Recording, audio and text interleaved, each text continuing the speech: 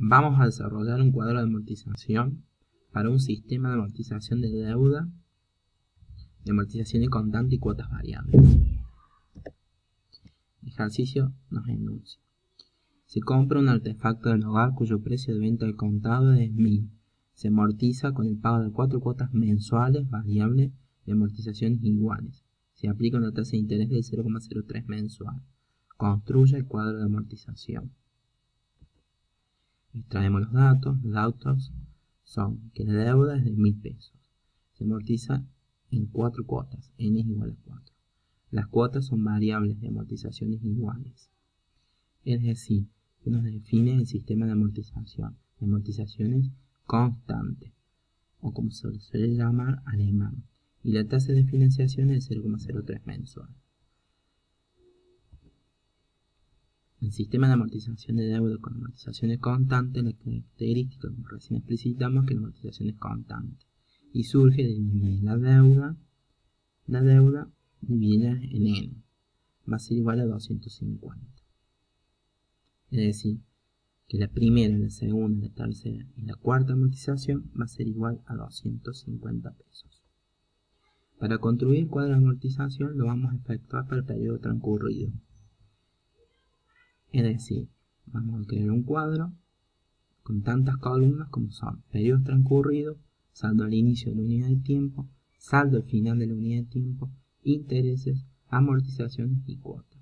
Es decir, que estamos viendo el tema de amortización.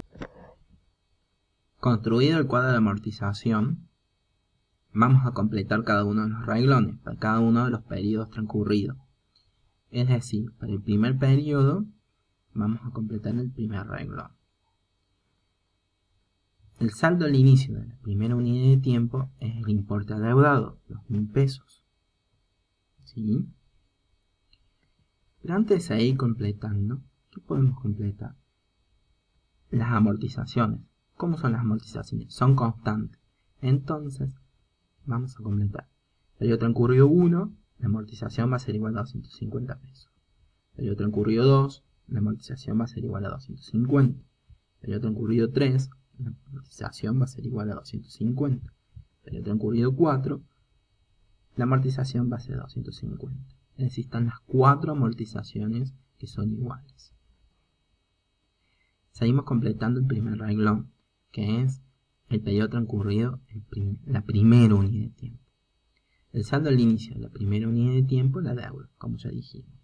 El saldo al final de la unidad de tiempo, antes de pagar la primera cuota, es la deuda más los intereses de vengado de dicha fecha. Es decir, el importe adeudado más los intereses. Que los intereses se calculan sobre el saldo adeudado. ¿Cuánto es lo que debemos? 1000 pesos por la tasa de financiación del 0,03. Es decir, 30 pesos. Es decir, que el saldo al final de la primera unidad de tiempo, antes de pagar la primera cuota, va a ser igual a 1030. Ya determinamos los intereses, la amortización. La cuota, la primera cuota, va a ser igual a la suma de los intereses más las amortizaciones. 300 más 250, es decir, 280. De esta forma hemos construido el primer renglón. Cuando han transcurrido 2 unidades de tiempo, el saldo al inicio, ¿a qué va a ser igual? A la deuda original, 1000 pesos, menos que la amortización se paga en la primera cuota. Es decir, 1000 pesos menos 250 nos va a determinar que el saldo al inicio de la segunda unidad de tiempo, luego de haber pagado la primera cuota, va a ser igual a 750. El saldo al final de la segunda unidad de tiempo, antes de pagar la segunda cuota, va a ser igual al saldo al inicio más los intereses. Los intereses siempre se calculan sobre el saldo adeudado, es decir, 750 lo que debemos a ese momento, más los intereses. 750 por 0,03 me da 22,50. Sumando me da los 772,50. Tenemos los intereses de la segunda cuota, la amortización, y podemos determinar el valor de la segunda cuota. Y así completamos el segundo renglón, que sería la segunda unidad de tiempo. El tercer renglón, periodo transcurrido número 3, el saldo al inicio, ¿a qué va a ser igual? Al importe de la deuda menos las amortizaciones practicadas. ¿Cuántas amortizaciones practicadas? Pagamos 2 cuotas, de las cuales esas cuotas están compuestas por intereses y amortizaciones. Es decir, pagamos 2 amortizaciones. 1000 menos 250 menos 250 me determina que igual a 500. Y así vamos a determinar el saldo al final de la segunda unidad de tiempo, los intereses y las amortizaciones, que ya la habíamos determinado. Aquí es igual el valor de la cuota. No lo repito porque es una secuencia de la misma forma en que se lo hicimos anteriormente. Y por último tenemos el periodo transcurrido número 4, el saldo al inicio 250, que surge de hacer la deuda menos las amortizaciones ya practicadas.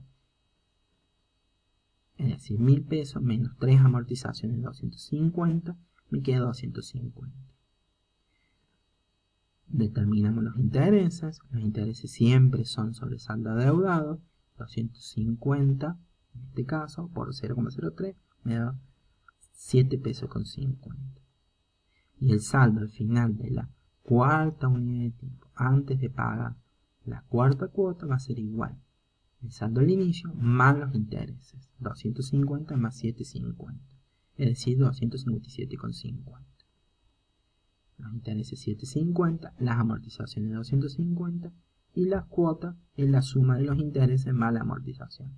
7 pesos con 50 más 250 me da 257,50. De esta manera hemos elaborado el cuadro de amortización para periodo transcurrido.